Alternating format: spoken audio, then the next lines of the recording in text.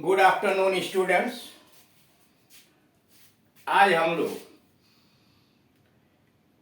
इस वीडियो के अंतर्गत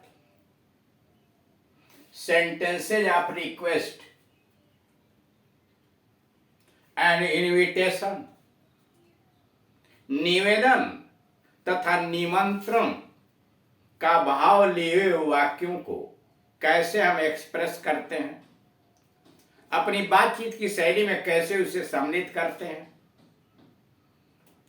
इस संबंध में जानकारी प्राप्त करेंगे। यह 40वें नंबर का वाक्य है। इसके पहले 39 विभिन्न प्रकार के वाक्य जो निवेदन और निमंत्रण से संबंधित हैं, वो अगले वाले वीडियो में बताया जा चुके हैं। यह एक कलेक्शन है, एक जगह बनाया जा रहा है जिससे आपको सुविधा प्राप्त हो सके कि आप किस प्रकार के वाक्यों को ज्यादा से ज्यादा यूज करना चाहते हैं। जितना ही अधिक शब्दों का, वाक्यांशों का, वाक्यों का भंडार आपके दिमाग में होगा, उतना ही अधिक आप फ्लुएंटली इंग्लिश स्पीकिंग कर सकेंगे, धारा प्रवाह अंग्रेजी बोल सकेंगे। धारा प्रवाह अंग्रेजी बोलने के लिए आपको शब्दों का ज्ञान होना चाहिए, वाक्यांशों का ज्ञान होना चाहिए, छोटे छोटे वाक्य, बड़े वाक्य कैसे बनाए जाते हैं, फिर विभिन्न समयों में किस प्रकार से एक दूसरे का अभिवादन किया जाता है, कोर्टेसी, एटिक्वेटी, मैनर्स, कोर्टेसी यानी शिष्टाचार से संबंधित जो वाक्य होते हैं कैसे उसे यूज किया जाए। कहीं अगर एक्सक्लेमेटरी सेंटेंसेस की आवश्यकता पड़े, आश्चर्य व्यक्त करने की, दुख व्यक्त करने की, सुख प्रकट करने के, तो आप किस प्रकार से वाक्यों का निर्माण करें। विभिन्न प्रकार के कालों में प्रेजेंट, पास्ट, प्रेजेंट, पास्ट और फ्यूचर में कैसे क्वेश्चन बनाएं, एक्सिलरी वर्ब से, यानी कैसे आप डायरेक्ट क्वेश्चन बनाएंगे सहायक क्रिया से, और question word who, when, where, why इत्यादि से कैसे बनाएंगे और उसका आंसर कैसे देंगे। सामने वाला अगर आपसे क्वेश्चन पूछ रहा है, आप जवाब कैसे देंगे उसी टेंस में। आप प्रश्न कैसे पूछेंगे, ये सब बहुत सारी बातें हैं। मुहावरेदार वाक्यों का प्रयोग कैसे करें,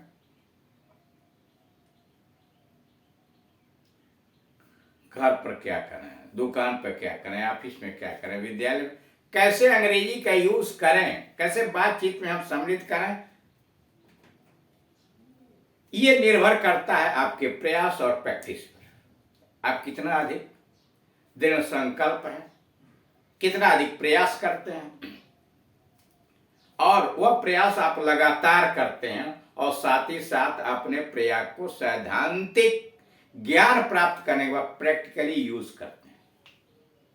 साथ ही साथ आप में इतनी विधाएं होनी चाहिए लिसनिंग, सुनने की। आप सुने, वीडियोस को सुने, दिए गए भाषण को सुने, दो लोगों के इंग्लिश के वार्तालाप को सुने। आपके पास बहुत संसाधन है, मोबाइल है, उसमें विभिन्न तरह के वार्तालाप दिए गए। अब तो छोटे छोटे बच्चे देखते हैं, सारा एजुकेशन ऑनलाइन हो चुका है, गूगल पर चला गया, जो ढूंढिए सो मिल जाए। सुनिए और उसे समझिए, मनन कीजिए, उसी के अनुरूप स्पीक कीजिए, स्पीकिंग बोलने का प्रयास कीजिए। अकेले बोलिए, जहां कोई नहीं हुआ बोलिए, डर समाप्त कीजिए बोलने के। उसके बाद पढ़िए, रिटन है तो पढ़िए, लेकिन बोल बोल के पढ़िए, मन में नहीं, बोल बोल के पढ़िए। प्रोनाउंसिएशन ठीक कीजिए, और तब उसे दिमाग में बैठा लीजिए, यानी याद कर लीजिए, समझ लीजिए कि उसका किस तरह से कंस्ट्रक्शन वाक्य का किया गया है। वैसे ही हम कैसे कंस्ट्रक्शन करेंगे, वाक्यों का निर्माण कैसे करें। तो ये जो है लिसनिंग, स्पीकिंग, रीडिंग और लर्निंग, ये सारी चीजें जब आप सुचारू रूप से जब करेंगे तो धीरे धीरे आप कुशलता की तरफ बढ़ते चले जाएंगे, डर आपके दिमाग से समाप्त हो जाएगा। लोग करते क्या, 500 1000 छोटे छोटे सेंटेंसेज विभिन्न प्रकार के रटे हुए हैं, जहां भी जाते हैं वही मिक्स करके अपना इंग्लिश बोलते रहते हैं। आप डर जाते हैं। वो बहुत पढ़े लिखे नहीं भी होते हैं, लेकिन वो वाक्यों को वो जानते हैं, रटे रटाए हैं, उनका यूज बार बार कर रहे हैं। आप यूज नहीं कर पाते, माहौल नहीं होता, हिंदी भाषी क्षेत्र है, घर में माहौल नहीं है, बाहर माहौल नहीं है, इसलिए आप चूक जाते हैं। लेकिन आप प्रयास करेंगे, कर सकते हैं, सब सक्षम है, सबके अंतर्गत विधाएं हैं। अब मुख्य टॉपिक पर आइए, sentences of request and invitation. इसमें आपको छोटे छोटे वाक्य पहले भी बताया गया कि आर्डर और इंस्ट्रक्शन के वाक्य जो पहले दिए गए थे उसको बड़े थोड़े से प्रयास में आप रिक्वेस्ट में बदल सकते हैं। जैसे सेट डाउन, बैठ जाइए, ये क्या है, इंस्ट्रक्शन है, ये आर्डर कह लीजिए, और प्लीज या काइंडली लगा लीजिए, प्लीज सिट डाउन, रिक्वेस्ट हो जाए, आराम से होगा, प्लीज सिट डाउन, प्लीज हटा दीजिए, ऑर्डर हो जाए। इन वाक्यों को कैसे निर्मित करें, जितनी अधिक क्रियाएं होंगी वाक्य आपका होगा, उतने आप बनाते चले जाइए। ऑर्डर का बना दीजिए, इंस्ट्रक्शन निर्देश का बना लीजिए, निमंत्रण का बना लीजिए और निवेदन का बना लीजिए। ये तो आपके ऊपर निर्भर करता है, लेकिन इसके लिए वोकैबुलरी का होना आवश्यक है। अब ये आपको ये दूसरे मॉडल्स के दिए गए हैं, थोड़ा लंबे लंबे दिए। क्या आप गीत गाने की कृपा करेंगे? मतलब यह कि रिक्वेस्ट जो है इंट्रोगेटिव सेंटेंसेस के द्वारा भी व्यक्त किया जाता है। नमूना इसका बनावट जो है इंट्रोगेटिव, लेकिन जो उसका भाव है, जो भावार्थ निकालना, वो क्या है, रिक्वेस्ट है। यानी रिक्वेस्ट केवल इंपेरेटिव सेंटेंसेस के द्वारा ही नहीं होते, इंट्रोगेटिव सेंटेंसेस के द्वारा भी होते हैं, असर्टिव सेंटेंसेस के द्वारा भी होते हैं।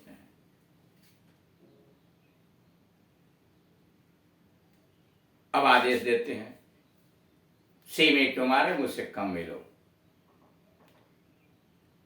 You are to see me tomorrow, तुम्हें कल मुझसे मिलना है। यह तो असर्टिव सेंटेंस हो गया, लेकिन भाव क्या है, तुम्हें मुझसे कल मिलना है, यह तो निर्देश हो गया, ऑर्डर हो गया। Will you see me tomorrow please, क्या तुम मुझसे कल मिलोगे, ये क्या हो गया, ये तो रिक्वेस्ट हो गया, आया तो इंट्रोगेटिव। उसी तरह से एक ही बात को कितने पैटर्न से करते हैं, आप जानना सब जरूरी है। कारण है कि सामने वाला किस तरह से आपसे निवेदन करेगा, समझेंगे तभी तो जवाब दे पाएंगे। क्या आप गीत गाने की कृपा कष्ट करेंगे, will you sing a song please. जैसे आप इंट्रोगेटिव सेंटेंस बनाते हैं वैसे ही बना है, पीछे प्लीज लगा दिया गया है, will you sing a song please. अब उसी वाक्य को देखिए जरा, वुड से बना दिया गया, would you sing a song please. Will say भी बना और वुड से बना, तो आप कहेंगे कि साहब इसमें डिफरेंस क्या होगा, और डिफरेंस है। डिफरेंस यह है कि वुड से पोलाइट रिक्वेस्ट हो गया, विनम्र निवेदन का भाव उससे झलकने लगा। अब आगे, would you be so good as to sing a song, तीसरा मॉडल, वुड से ही शुरू, as you be so good as to sing a song. अब आप यह कहेंगे कि हिंदी तो यह है, क्या आप गीत गाने की कृपा या कष्ट करेंगे, और आपने क्या लिख दिया, इसमें गुड कहां से आ गया, एज कहां से आ गया, सो कहां से। यह हिंदी की अंग्रेजी नहीं बनाई जाएगी, उस वाक्य का भाव का अंग्रेजी लिखा गया, भाव का अनुवाद अंग्रेजी में किया गया, शब्दों का अनुवाद। इस चक्कर में मत रहिए, हिंदी और अंग्रेजी एक जगह नहीं लिखी गई, अनस समझा। हिंदी में क्या भाव है, वो भाव के अनुसार यह यूज किया गया। Would you be so kind as to sing a song, सबका मतलब एक ही है, क्या आप गीत गाने का कष्ट करेंगे। ठीक, यानी इसको देखा 5 तरह से एक ही हिंदी को विल से बनाया, वुड से बनाया, वुड लगा के कई प्रकार से बनाया। अब भी ऐसे वाक्य रचना कर सकते। अब जरा देखिए 41, मुझे टेलीफोन करने देने के कृपा कीजिए, करें या कष्ट करें या कीजिए। मुझे टेलीफोन करने देने की कृपा कीजिए या कष्ट करें। उसी वाक्य को हिंदी में दूसरे तरह से, क्या मैं आपका टेलीफोन उपयोग कर सकता हूं या कर सकते हूं? क्या मैं आपके टेलीफोन का उपयोग करूं? एक दूसरा उसी तरह के हिंदी है। ये क्या है? आप विनम्र निवेदन कर रहे हैं, इजाजत नहीं मांग रहे हैं, विनम्र निवेदन कर रहे हैं आप। अब इसको कुड से शुरू किया गया, माइट से शुरू किया गया, शैल से शुरू किया। Could I use your telephone?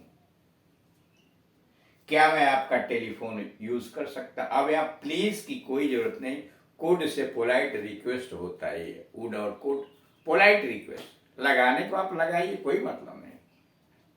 Might I use your telephone? क्या मैं आपका टेलीफोन प्रयोग कर सकता हूं? शैल I use your telephone? Please यहां लगा सकते हैं, है क्वेश्चन, लेकिन भाव का अंग्रेजी किया गया है। Could I use your telephone? Shall I use your telephone? Would I, might I use your telephone? अगला, क्या मैं आपसे कल मिल सकता हूं या मिल सकती हूं? कुड या माइट या shall I see you tomorrow? Could I see you tomorrow? Might I see you tomorrow या shall I see you tomorrow? तीनों से बन जाएगा। यह तीनों से माना जाता है कि पोलाइट रिक्वेस्ट है। अब थोड़ा यहां मॉडल बदल गया, थोड़ा सा परिवर्तन। मुझे थोड़ी मदद करने की कृपा कीजिए। मुझे थोड़ी मदद करने की कृपा कीजिए। Could you help me a little? अब कुड से जो कि पोलाइट रिक्वेस्ट है, तो वहां भी प्लीज की कोई आवश्यकता नहीं। Could you help me a little? अगला नंबर, मुझे ये टेलीफोन नंबर 8115-730-220 देने का कृपा करें या कष्ट करें। यानी आप टेलीफोन नंबर डिमांड करें किसी टेलीफोन वाले से, मतलब ये मिला दीजिए। Could you give me? उसके बाद नंबर बोल दिया। कुड यू गिव मी, जो भी मोबाइल नंबर वो बोल जाइए, टेलीफोन नंबर है 4 अंक का, वो बोल जाइए। क्या सुई में धागा लगा दूं? शैल आई थ्रेड द नीडल? अब ये नोट, ऐसे वाक्यों में कुड के साथ कर्ता के रूप में आई और यू आता है। कर ऐसे वाक्यों में जो पोलाइट रिक्वेस्ट है, कुड के साथ आई और यू आता है, पर माइट और शैल के साथ आई आता है। देख रहे हैं, करा कुड के साथ आई और यू लगा सकते हैं, माइट और शैल के साथ आई आता है, यू नहीं आता। इस प्रकार के वाक्यों में ही सीट का प्रयोग नहीं होता।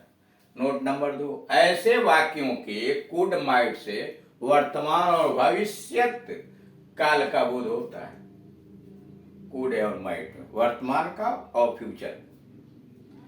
नोट नंबर 3, ऐसे वाक्यों का अनुवाद कुड माइट के बदले कैन में से भी हो सकता है।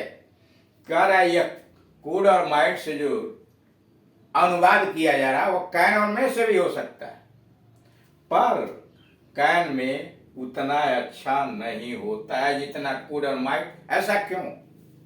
करने के लिए आप कर सकते हैं, कारण सुनिए। कैन और में से अनुमति का भी तो भाव व्यक्त होता है। आप इजाजत, मे आई कम इन, या तो आप इजाजत मांग रहे हैं, निवेदन करना। अब वही ना लिखा can I see you tomorrow? ये क्या है? अनुमति है। क्या मैं आपसे कल मिल सकता हूं? कैसे स्पष्ट होगा कि यह अनुमति है कि रिक्वेस्ट है? इसलिए कि कैन और में से अनुमति भी आता है, रिक्वेस्ट भी आता है, में से रिक्वेस्ट भी आता है। मे आई कम इन कैसे माना जाए? कि आप कर क्या रहे हो। यहां तो अनुमत है, can I see you tomorrow या may I see you tomorrow. Note, I और यू के बदले वी का प्रयोग करके, आई और यू के बदले वी का प्रयोग करके अप्रत्यक्ष रूप से बड़े चतुराई के साथ हम निवेदन व्यक्त कर लेते हैं। शब्दों का अनुवाद नहीं करते, वी का प्रयोग करके बड़े चतुराई के साथ हम निवेदन कर लेते हैं, पोलाइट रिक्वेस्ट। जैसे शैल वी डांस टुगेदर, क्या आप मेरे साथ नाचने की कृपा करेंगे। हिंदी ऐसे होगी, क्या आप मेरे साथ नाचने की कृपा करेंगी। तो विल यू नहीं बोला जरा, शैल वी डांस टुगेदर, क्या हम लोग एक साथ नाच सकते हैं। शैल वी गेट मैरिड, क्या आप मुझसे शादी करेंगे। सीधे नहीं कहा जा रहा हिंदी तो, क्या आप मुझसे शादी करेंगे, लेकिन चतुराई से निवेदन कैसे, shall we get married. Shall we dine together, क्या आप मेरे साथ भोजन करेंगे। विनम्र निवेदन। मतलब यह कि बड़े चतुराई से वी का प्रयोग करके रिक्वेस्ट व्यक्त कर दिया है। तो यह विभिन्न मॉडल है आपके रिक्वेस्ट और इनविटेशन प्रदान करने का। Thank you.